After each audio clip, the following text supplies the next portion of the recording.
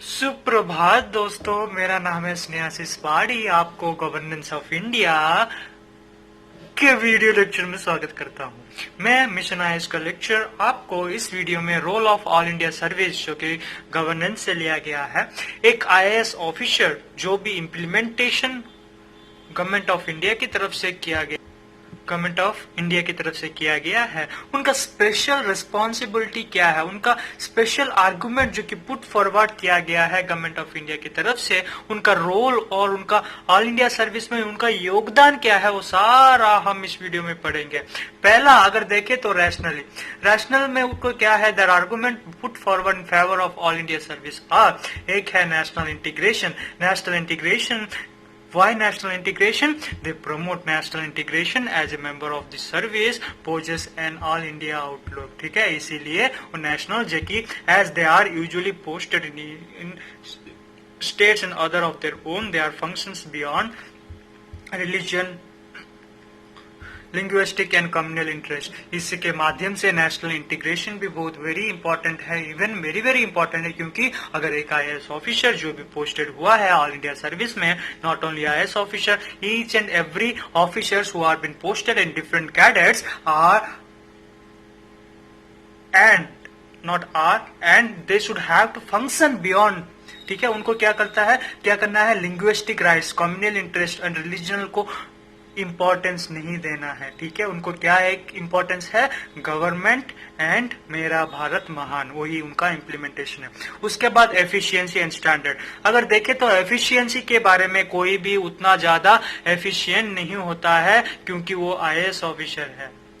IAS officer वैसे नहीं बनते हैं। आईएएस ऑफिसर जो कि steel of frame of the structure भी बोलते हैं, the steel frame of the administrative structure, जो कि आईएएस ऑफिसर को बोलते हैं।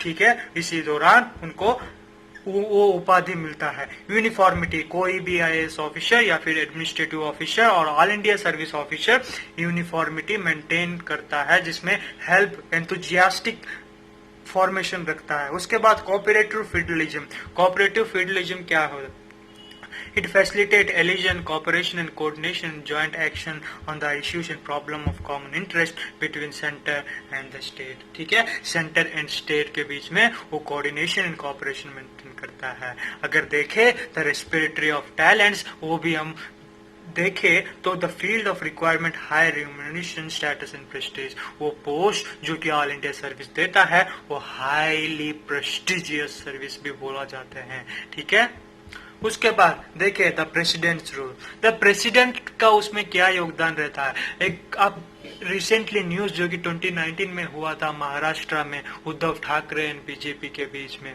वो उसमें प्रेसिडेंट रूल इम्पोज हो गया था। उस प्रेसिडेंट्स रूल में उनका क्या योगदान है, सेंट्रल सेक्रेटरीट जो कि अपॉइंट होते हैं on the basis of seniority, उनमें क्या इंपॉर्टेंस है, वही एक प्रेसिडेंट्स का योगदान रहता है एक आईएएस ऑफिसर में और ऑल इंडिया सर्विस में। इंडिपेंडेंस, हर एक ऑफिसर जो कि सिविल सर्वेंट है उनका इंडिपेंडेंस बहुत ज्यादा है। उनको free and frank to advise to the state minister, जो कि स्टेट्स में मिनिस्टर्स के पास होते हैं डिफरेंट सेक्रेटरीट्स, उनका इंडिपेंडेंस यही रहता है कि वो अपना योगदान फ्रीडम दे सके। रीच एक्सपीरियंस, हर एक ऑफिसर्स को एक बड़ा रीच एक्सपीरियंस मिलता है गवर्नमेंट ऑफ इंडिया की तरफ से, रेस्पेक्ट मिलता है, कोऑर्डिनेशन मिलता है, कोऑपरेशन मिलता है, सब कुछ मिलता है गवर्नमेंट ऑफ इंडिया की तरफ से, इसीलिए वो रीच एक्सपीरियंस भी बोले जाते हैं।